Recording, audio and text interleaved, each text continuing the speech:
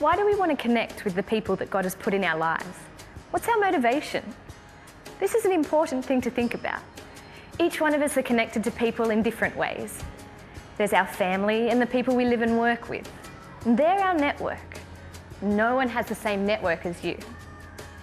If our motivation is to love others as we love God, then what we really should want is to help our friends find this full life that God offers.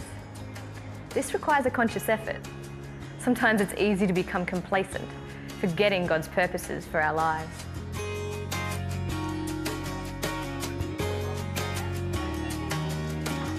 When we meet and talk to people, we make connections in two ways.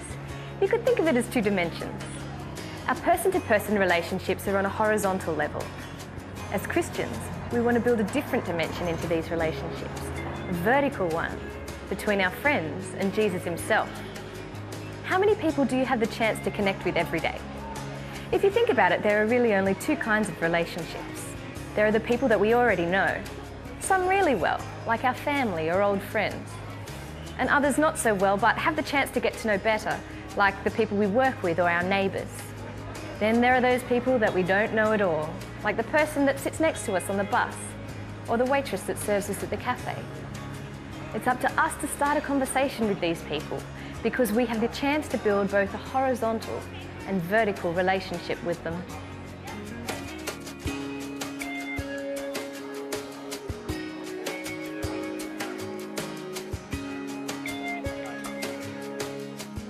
When we communicate with each other, it's amazing to realise that more than half of what we actually say comes across in our body language and facial expressions, not just the words we use.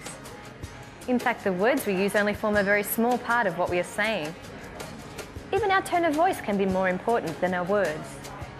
So we really need to take note of our non-verbal communication when we meet and share with people, because often their responses are based on what we do rather than what we say. We want to make them feel comfortable. It's also good to use eye contact or smile and nod while we're listening. Even placing our body towards them shows that we are interested in what they have to say.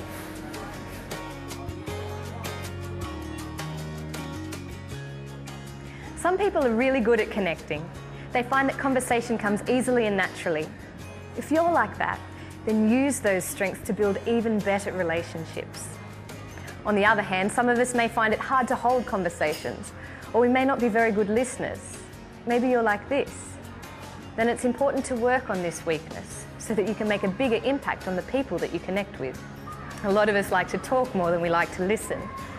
But meaningful relationships come from us taking the time to hear what our friends' thoughts and ideas are.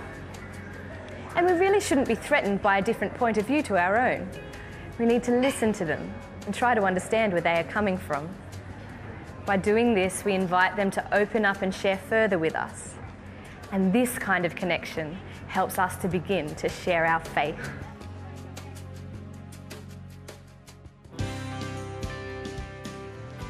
So in this session, we've covered some basic skills that will help us connect better with people we already know and those we meet casually.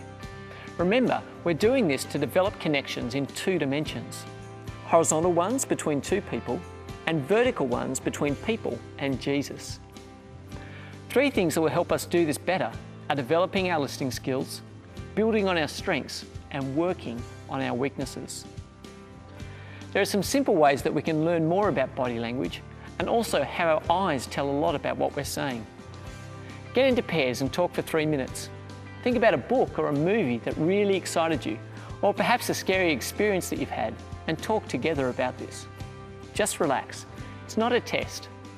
Watch others' expressions and the way they use their body, and what they say and what they do with their eyes when they're talking, and when they're not. Then discuss with each other what you've noticed.